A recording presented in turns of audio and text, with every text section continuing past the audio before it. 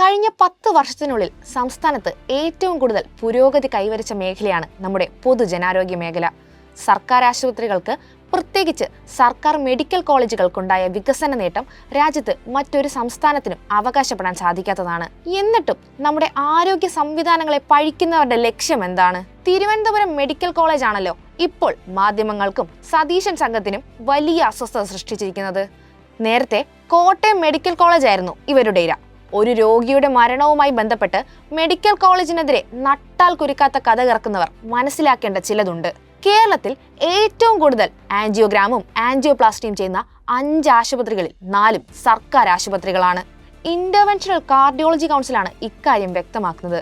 Kottayam government medical college, Kozhikode government medical college, Thiruvananthapuram government medical college, government TD medical college, Alappuzha എന്നിവയാണ് സർക്കാർ മേഖലയിലെ ആ 4 ആശുപത്രികൾ. എല്ലാ മെഡിക്കൽ കോളേജുകളിലും കാത്ത് ലാബുകൾ സ്ഥാപിക്കപ്പെട്ടു കഴിഞ്ഞു.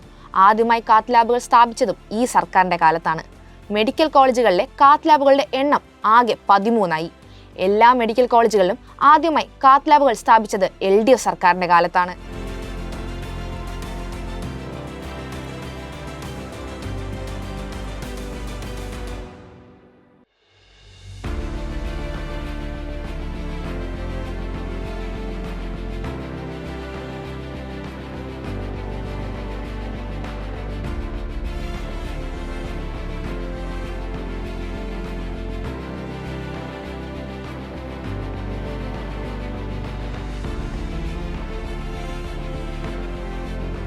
ഇത് കണക്കുകൾ തന്നെ വ്യക്തമാക്കുന്ന കാര്യങ്ങളുമാണ്. കണ്ണൂർ മെഡിക്കൽ കോളേജ് ഏറ്റെടുക്കുന്ന സമയത്ത് കാത്ത് ലാബ് ഉണ്ടായിരുന്നു.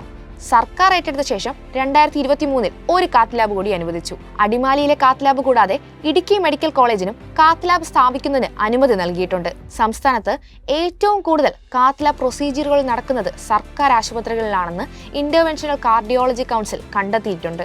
കോട്ടയം, കോഴിക്കോട്, തിരുവനന്തപുരം, ആലപ്പുഴ മെഡിക്കൽ കോളേജുകളിലാണ് ഏറ്റവും കൂടുതൽ കാത്ത് ലാബ് പ്രൊസീജിയറുകൾ നടക്കുന്നത്.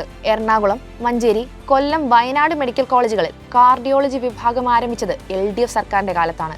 ഇടുക്കി മെഡിക്കൽ കോളേജിൽ കാർഡിയോളജിസ്റ്റ് തസ്തിക, തൃശൂർ മെഡിക്കൽ കോളേജിൽ കാർഡിയോളജി വിഭാഗത്തിൽ പ്രൊഫസർ തസ്തിക, കൂടാതെ കാർഡിയോ തൊറാസിക് വിഭാഗം ആരംഭിച്ചു. സംസ്ഥാനത്തെ സർക്കാർ മെഡിക്കൽ കോളേജുകളിലെ സമഗ്ര സ്ട്രോക്ക് സെന്ററുകളിലേക്ക് 18.87 കോടി രൂപയുടെ ഭരണാനുമതി. തിരുവനന്തപുരം, കോട്ടയം, തൃശൂർ, എറണാകുളം, കണ്ണൂർ എന്നീ 5 മെഡിക്കൽ കോളേജുകളിലേക്കാണ് സ്ട്രോക്ക് സെന്ററുകൾ വിപുലീകരിക്കുന്നത്. സംസ്ഥാനത്തെ 6 സ്ട്രോക്ക് സെന്ററുകളെ വേൾഡ് സ്ട്രോക്ക് ഓർഗനൈസേഷൻ NABH നിലവാരത്തിലേക്ക് ഉയർത്താനുള്ള നടപടികളും സ്വീകരിച്ചിട്ടുണ്ട്.